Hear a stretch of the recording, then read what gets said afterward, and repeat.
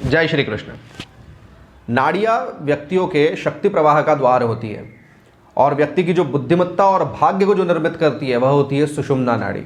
और सुषुम्ना नाड़ी का जो मार्ग द्वार है वह होता है हमारे मस्तिष्क के ऊपर, कपाल के ऊपर। तो अगर हम बात करते हैं कि तिलक लगाया जाता है हिंदू सभ्यता के अंदर, तो उसके भी कुछ ना कुछ मायने होते हैं, उसका भी कुछ ना कुछ रीज़न है, इसीलिए तिलक लगा रहे हैं। तो सुषुम्ना नाड़ी अगर एक्टिवेट हो जाए तो आपका भाग्य भी निर्मित होता है और उसी के अनुसार सारे कार्य भी संपन्न होते हैं। तो यहाँ पर मैं आपको विस्तृत में यह बताने वाला हूँ कि आपको कौन सा तिलक लगाना चाहिए ताकि आपका एक पर्टिकुलर कार्य पूर्ण हो जाए।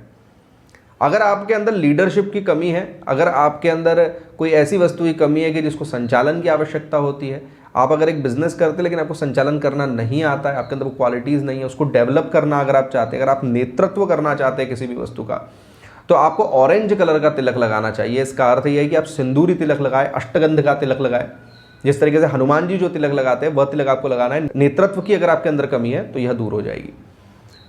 दूसरा तिलक होता है लाल रंग का तिलक, जो कि मेजॉरिटी ऑफ पीपल लगाते हैं। तो आप अगर आलसी है, प्रमादी है, काम को टालने की अगर आपकी आदत है तो आप लाल रंग का तिलक लगाएं। इससे आपको बहुत ही लाभ होगा, आपके जो आलसीपन है वो बिल्कुल खत्म हो जाएगा।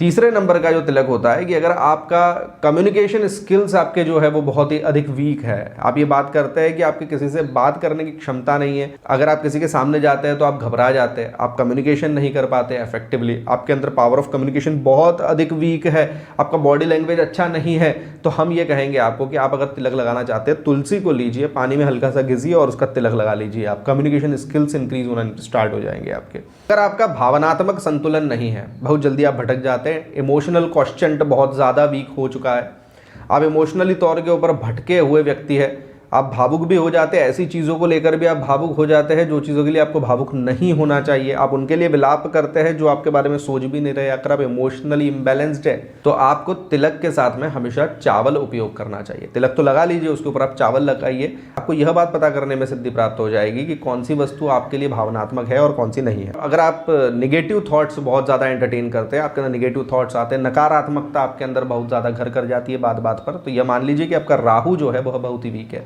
तो राहु को प्रबल करने के लिए आपको जो तिलक लगाना है वह है चंदन का तिलक। आप चंदन का तिलक लगा लीजिए, आपको यह चीज़ों को मैनेज करने के अंदर लाभ प्राप्त होगा। इसके अलावा अगर आप बुद्धिमत्ता की बात करते हैं, आपको इंटेलिजेंस को इंक्रीज करना है, विजडम को इंक्रीज करना है, इंटेलिजेंस क्वेश्चन को आपको इंक्रीज करना है, तो आप केसर का तिलक लगाएं। केसर का तिलक बुद्धिमत्ता के लिए होता है। अगर आप केसर का तिलक लगाते हैं तो आप एक बुद्धिमान व्यक्ति के रूप में निखर कर आते हैं। अगर आपकी आदत है कि आप काम को बीच में ही छोड़ देते हैं, प्रारंभ तो करते हैं, कुछ समय किया, उसके बाद में बीच में छोड़ दिया, कई ऐसे लोग हैं, केतु के वीक होने के लक्षण है। केतु आपका वीक हो चुका है तो आप कार्य को करेंगे तो सही, लेकिन उसे सिद्ध नहीं कर पाएंगे, आप बीच में ही उसे छोड़ देंगे। इस परिस्थिति के अंदर आपको सुषुम्ना नाड़ी मार्ग द्वार के ऊपर जो तिलक लगाना है वह है हल्दी का तिलक। आप हल्दी का तिलक लगाइए, आपकी यह आदत भी जाती रहेगी। तो हम आशा करते हैं कि ये सारी ही बातें आपको पता चली होगी कि आपके हिसाब से, आपके कार्य के हिसाब से आपको कौन सा तिलक लगाना चाहिए।